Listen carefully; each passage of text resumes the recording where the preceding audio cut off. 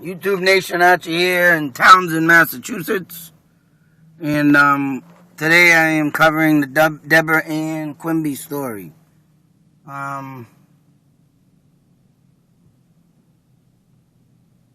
We are at the intersection of 119 and Turnpike Road. And this is supposedly the last place that Deborah Ann Quimby was ever seen. But the story I went over about the beginning, maybe the ending of 2013, beginning of 2014. I'm going over that story of what I've read, and not the new version of the story that was updated within the middle of the year of 2014 that I didn't even know of. I did get sidetracked, and I've been trying to do this story and get out here, but due to time and everything, and I know I didn't have a lot of time in 2015 due to gas problems and stuff. I finally got out here to map out the route and to find out where her camp was, her grandparents' camp and stuff. And lo and behold, I mean, I got something different than what people read in the articles. And that's why I like to do these videos. And because, you know, the police cannot give all kinds of details out in these cases for some apparent reason. They don't want you to maybe link to somebody that knows or killed the person. And if they know and find something else, you know, then the whole case is crumbled and you'll be back at square one. So, I mean, in a ways, it's good to know that they don't give out information because it could get into the hands of the wrong people or the ears. But also, sometimes it's not good because then it leaves you thinking like me, and then it gets you curious, and then you want to know. It's like, what the fuck? So, I mean, today we're going to travel down the route I think she took. I do not think she had taken Route 119 here due to the fact that when she left her house, she left a note to her parents saying that she wanted to go to her grandparents' house. She had to get some things off her mind and, you know, just be by herself and do some things. And she wasn't coming out with the full story, of course. And then she left another note, which in the new article that they came out with in 2014 did not mention. But another note to a friend that I guess she was supposed to give to someone in school, but she must have forgot. Whatever may have happened, but the note was to a friend to meet her at her grandparents' place. Now, what I think this is due to the fact that she was supposedly pregnant, and that does not come up in the new article written. The old one that I read is deleted or even changed. It's been updated or whatever. And they took out specific things. And why would I be saying this if I didn't know it? You know, I don't know why they did this, but yeah, she was supposedly pregnant. Now, back in my days, when you get pregnant as a kid or a teenager in the 70s, late 60s, even the 50s or 40s, you will, you know, you're gonna get your butt kicked. You're gonna get kicked out of the house. That was a disgrace to the family. Unlike today, where, oh, geez, I'm pregnant, and, you know, I will take the baby in. Who cares who the daddy is? Yeah, because we know what happens when you have babies. You get free money and all that. But back then, if you did this crap, you get your butt whooped. Or you get kicked out of the house. Or some parents would keep you throughout their way. But, you know, it wasn't like today. And she was obviously petrified and scared, finding out, of course, she's a 13-year-old girl pregnant. And this did happen back in 1977, so. But the story goes is that she met a person. Now, the new article says she met someone on this strip down by that fork in the road. And from what I read, and I believe, that is not where she met the person. And I kind of think that she did not drive down Route 119 due to the fact that the traffic and maybe her parents would have been traveling that road and would have seen her and stopped her, so she didn't want to get stopped because she already had left her note. And she would have been well at her grandparents' place, by that time if her parents were coming home from work. So, but she did meet someone, and what I think happened, and from what I read, this is what I think happened, is that she met the person at the center there and then traveled this way, because the article that I read that don't even say where, don't even say that she came down this road. And there's a damn word I should have wrote down, because I never, and it must have been from the 50s, the 30s, and there was a word that people used to call a road when it see this little slanted hill here. But the hill we're going to is more slanted. And that is where the person supposedly last seen her, at this slanted hill, which is further down the road. And as you can see, that was all flat land back that way. Now, what else I don't get is, I don't know how long these houses have been standing, but there is a pond that they said, and I looked up, this must have been covered in. But this pond right here is supposedly where someone said, check this pond. And check it again, sent 3 letters stating that she could be in this pond. Now I'm looking at this pond, and I drove across it the other way over there, coming in, and I seen there's like a stone wall standing up, the concrete wall. And now that I'm looking at it this side, I believe this might have been the pond that a 1973 murder in Townsend here happened, of a teacher. And they found her 68 Camaro in this sucker. But that's another story. I got to look more into this. But they drained this 3 times, and they're giving up because they found nothing. And what I don't understand is why they're giving up, because further down this road, and I don't know why anybody would come here anyways, because of the simple fact that it's so close to town. But then again, who knows what was here back in 77. Could have been all just that one area over there open, and this would have been all trees.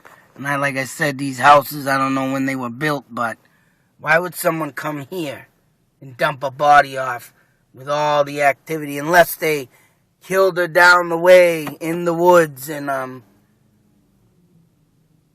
put her body in the woods and then waited till nighttime. That's the only thing I can think of. But I'm not going on that. Because why? How would someone just literally already kill her that quick is beyond me. What I think happened, you come down further here. I think she and this girl that she was talking to, came down here further. And it didn't even say the note that's one thing that wasn't said, who the note was intended for in her locker. So who knows what it could have been for and who for. But if she was pregnant, this is what I'm thinking. If she was pregnant, I think it was intended for the boy to meet her there and tell him that. Now this right here is a slant hill that I think they stopped back there, and this is where she was last seen, coming down this. Because over here, this wasn't even here at the time. This is all new right here. And as you can see, new apartment complex. But then again, this farmhouse was here. And this could have been, a hangout and stuff. And as you can see along out back there is a river, a brook. There's a river, and if you go along down this road, there's another little pond, swamp area. But she can be in this river right here. And like I said, along these 2 forks in this road, there's another pond that she could even be in. never searched this stuff. And that hill we just dropped down before the bridge, that's where I think she was last seen. And that's where I think that friend stopped there and for some apparent reason couldn't go no further with her journey to her grandparents' house. Now, I'm going to take you to show you how far to her grandparents' house it is. And then again, there's another hill up here. I mean, it could have been that one, or maybe even this one, because this is more out in the woods, secluded, and here, boom. Now, the word that I got from this, hill thing is just the definition for it was just wacky as much as the word was. And it says, a person traveling down the left side. And then it went into something like the right side. And even there's a pond down in this area too. If you look on Google Maps, there's two. So we got a river and two extra ponds. But, I mean, the word was just as dense as the damn definition. And and I know for a fact that due to me looking up in like a 1932 dictionary I have, which it's gonna suck because if I want that word I'll have to look into it. But that the meaning of it and the definition of it was just as fucking weird as the goddamn word itself. Going down the left side and then it went off to the right, and it's like, what the hell? You're watching a person or a car go down the hill. It just made no sense. But, whatever. But right here is an intersection where we take a left turn. And now we're on Dudley Road. That was Turnpike Road once again. Here you have the Nashua River. Bang, right here. Another spot. I mean, like I said, you have the river that flows up through there by the road, and you have this. But this is the way I think she would have came to her grandparents' house to avoid 119, to avoid her parents, and to meet that person that she wanted to. But it didn't work out the other way, that the other person, I don't know, like I said, that's one thing no one will know of unless the police say something about it. But whoever that person was, whether it be a girl or a boy, that should be the main thing. I mean, who would she leave the note to in the locker? And why would she just forget to give it to the person unless it was the person that knocked her up and she wanted to give it to him? She wanted to meet him here. And down here, New Fitchburg Road. And like I say, to tell him, hey, I'm pregnant. Been messing around and all that. But somewhere between, and then I think, somewhere in between them woods, and now I guess Woody are out here too, and her grandparents' camp, boy. I mean, this is a long haul on a bike for a girl her age, and then of course you got all these wackos out there. I mean, they never caught that 1973 killer from Townsend. And I honestly think that 1973 killer had a lot to do with the Townsend and Fitchburg and the Barry. Where was that other one? Barry? I got a video up of another one that was killed out in Rutland. So, you never know. He could have been still roaming around here because he was never caught either. But either that or that boy that she wanted to get in touch with maybe caught wind of this, or whatever the case may be. And that pond that they said they drained and empty, they were calling that a dump or a landfill. And like I said, I saw that concrete block, like a support block that it would be for trucks to come up and dump. So they were talking about a dump off 119 in this 1973 murder. So if that was the case, then that hill across the way I showed you kind of resembles the one in the picture that they have of the 68 Camaro coming out, pulling it out. And it's just nuts if that is that. And when they used to bury stuff back then in like a big hole like that, I mean, that's how they used to do things back in the day. I mean, they must have shut it down after that Camaro came out and stopped using it. That's why it filled up with water, and now a little pond, sinkhole thing. And I'm just about to bet.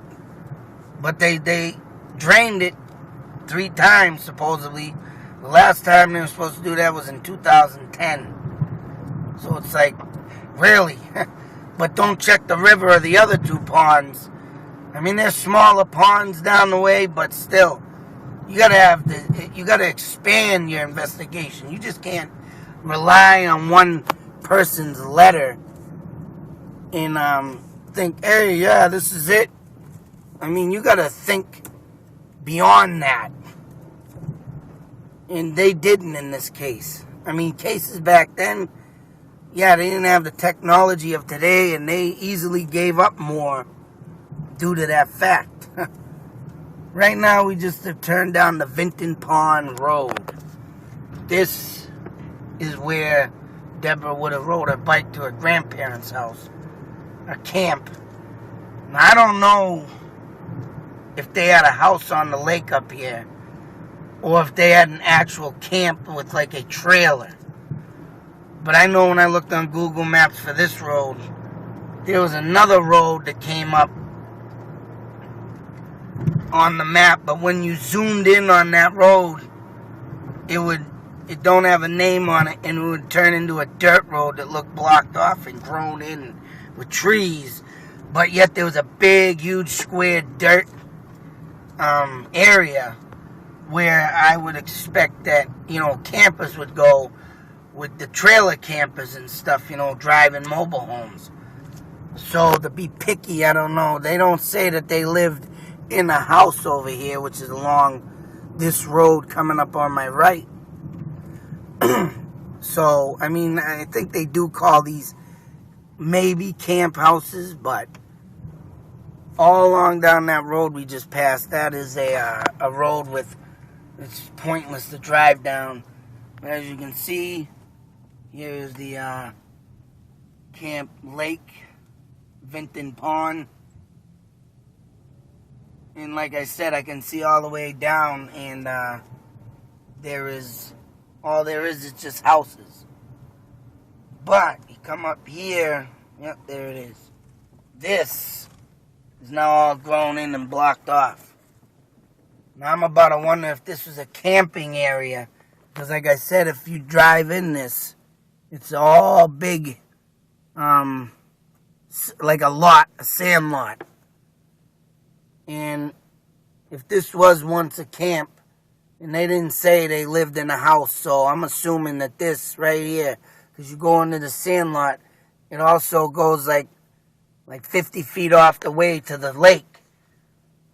So this must have been an old camping ground back in the 70s, 50s, 60s, whatever, whenever they opened it up. I don't know about that yet either, but this was her point of destination. And as you can see, took me with the stopping and showing you stuff, it took me probably, this video is claiming I'm 18 minutes in. So without stopping down the road, say 14, 13 minutes, this girl had a bike ride. And back then, like I say, who knows what the traffic was like. But 119's a real screwy friggin' traffic thing. But like I said, as you can see down around there's all houses along that road. And they said camp. So I'm assuming that little opening was once a camp.